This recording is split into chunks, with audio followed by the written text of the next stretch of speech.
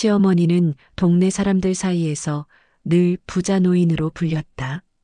남편이 남긴 거대한 유산을 지켜온 그녀는 매일같이 금고 앞을 지나며 그 묵직한 쇳덩이의 존재에서 이상한 위안을 얻곤 했다. 방 안 한쪽 벽을 차지한 금고는 오래된 철제였지만 단단하고 그 안에는 반짝이는 금괴들이 층층이 쌓여 있었다. 아무리 세월이 흘러도 그 금빛은 조금도 바래지 않았다. 며느리 윤정은 처음 그 금고를 보았을 때 눈을 떼지 못했다. 결혼 초부터 윤정은 시어머니의 집 안 구석구석에 배어있는 부의 냄새에 매료되었다. 오래된 장롱, 묵직한 도자기, 벽에 걸린 비단 자수, 그리고 무엇보다 금고. 그것은 단순한 물건이 아니라 권력 그 자체였다. 이 집은 참 오래됐네요.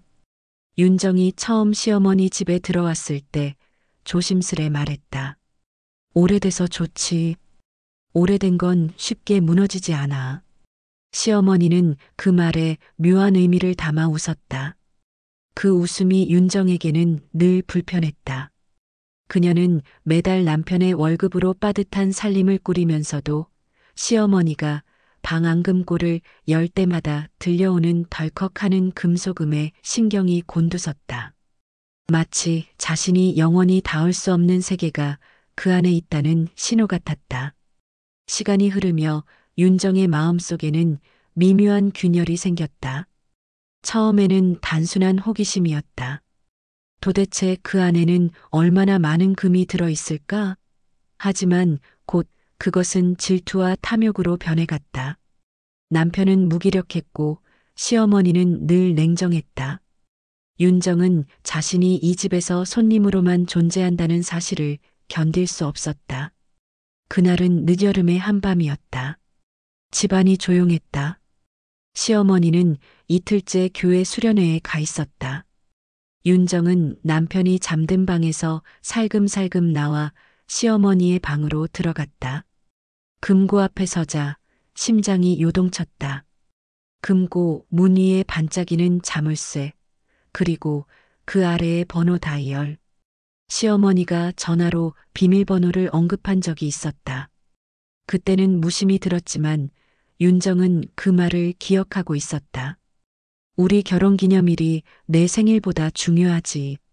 언제나 그게 내 비밀번호야. 윤정은 떨리는 손가락으로 숫자를 맞췄다. 514. 철컥 잠금장치가 풀리는 소리가 났다. 문이 열리자 노란빛이 쏟아졌다. 금괴, 금반지, 금목걸이, 금화 온갖 형태의 금이 빛을 발하고 있었다. 윤정은 한참 동안 그 빛을 바라보다 조심스레 몇 개의 금괴를 손가방에 넣었다. 한두 개만이면 몰랐을 수도 있었을 텐데 그녀는 멈추지 못했다.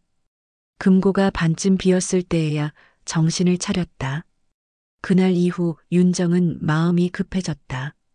그녀는 금을 조용히 팔았다. 업자는 눈을 가늘게 뜨며 물었다. 이거 출처가 확실한 거 맞죠? 네, 친정에서 받은 거예요. 그녀는 부드럽게 웃었다. 며칠 뒤 윤정은 계약서를 들고 부동산에서 나왔다. 아파트 한 채, 자기 이름으로 된 집. 처음으로 자신이 무언가를 가졌다는 환각 같은 충만감이 밀려왔다. 그러나 동시에 금고를 바라보던 시어머니의 눈빛이 자꾸 떠올랐다. 이틀 뒤 시어머니가 돌아왔다. 방 안은 고요했지만 금고 앞에서 그녀의 표정은 굳어졌다. 문이 살짝 열려 있었고 내부는 비어 있었다. 손끝이 떨렸다. 곧 그녀는 경찰에 전화를 걸었다. 금이 사라졌어요. 내 며느리가 훔쳐갔어요. 경찰은 며칠 뒤 윤정을 불러 조사했다. 윤정은 담담하게 부인했다. 저 그런 일 안 했어요. 금이라니요? 그러나 거래 내역, 업자 진술, CCTV 기록은 냉정했다. 윤정의 손끝에 묻은 지문까지도 금괴 표면에서 나왔다. 시어머니는 조사실 밖에서 두 손을 모았다. 저 애는 나를 모른 척해요. 내가 어떻게 키워줬는데. 그녀의 목소리는 차가웠지만 눈은 젖어 있었다. 윤정은 여전히 고개를 숙이지 않았다. 저한테도 인생이 있어요. 그 돈 없었으면 저는 아무것도 못했어요. 그건 내 것이 아니야. 시어머니의 말은 칼처럼 날카로웠다. 윤정은 그날 이후로 세상에 대한 분노로 가득 찼다. 자신이 훔친 것은 단순한 금이 아니었다. 시어머니의 세월, 권위, 그리고 그늘이었다. 하지만 그녀는 그것을 인정하지 않았다. 인정하는 순간 자신이 완전히 패배한 인생이 될 것 같았기 때문이다. 수사가 끝나고 구속이 결정되던 날, 윤정은 마지막으로 창밖을 보았다. 가을빛이 유난히 고요했다. 그녀가 사들인 아파트는 멀리 보이지 않았다. 대신 차가운 수갑이 손목에 닿았다. 시어머니는 재판정에서 증언대에 섰다. 엄벌에 처해 주십시오. 저 아이는 제 아들이 아닌 저를 노렸습니다. 그 말에 윤정은 처음으로 눈을 들었다. 그 시선은 복잡했다. 억울함, 두려움, 그리고 끝내 부서지지 않는 자존심이 섞여 있었다. 사람들은 이 사건을 가정 내 도둑질이라 불렀다. 그러나 누구도 그들의 관계 속 깊은 어둠을 이해하지 못했다. 그것은 단순한 범죄가 아니라 오랜 세월 얽힌 미움과 결핍의 폭발이었다. 윤정은 수감된 첫날 밤 좁은 창문 너머로 달빛을 보았다. 그녀는 그 금빛이 아직도 눈앞에 아른거린다고 느꼈다. 시어머니의 금고를 열던 그 순간 손끝에서 느껴진 금의 냉기와 묘한 쾌감. 그것이 자신을 이곳으로 데려왔다는 사실을 그녀는 이제야 깨닫고 있었다. 감옥의 아침은 늘 똑같았다. 차가운 바닥, 무미한 식판, 그리고 삭막한 공기. 윤정은 처음 며칠 동안 거의 말을 하지 않았다.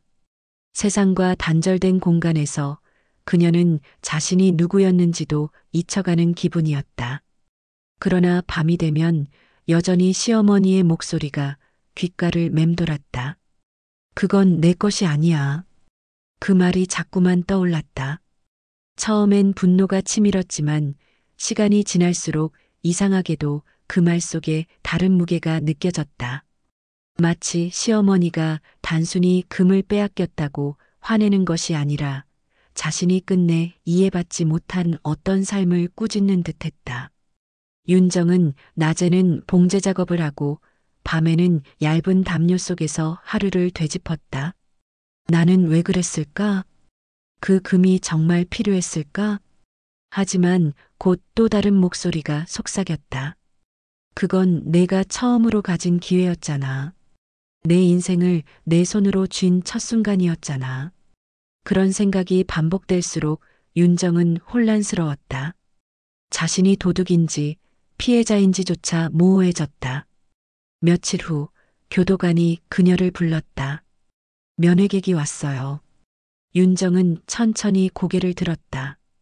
그 이름을 듣지 않아도 누군지 알 수 있었다.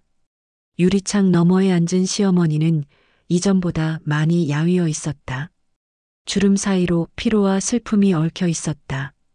윤정은 순간적으로 말을 잃었다. 이제 와서 무슨 말하러 오셨어요? 윤정이 먼저 입을 열었다. 시어머니는 조용히 윤정을 바라보았다. 넌 아직도 내가 억울하다고 생각하니? 억울해요. 전 그냥 내 인생을 살고 싶었을 뿐이에요.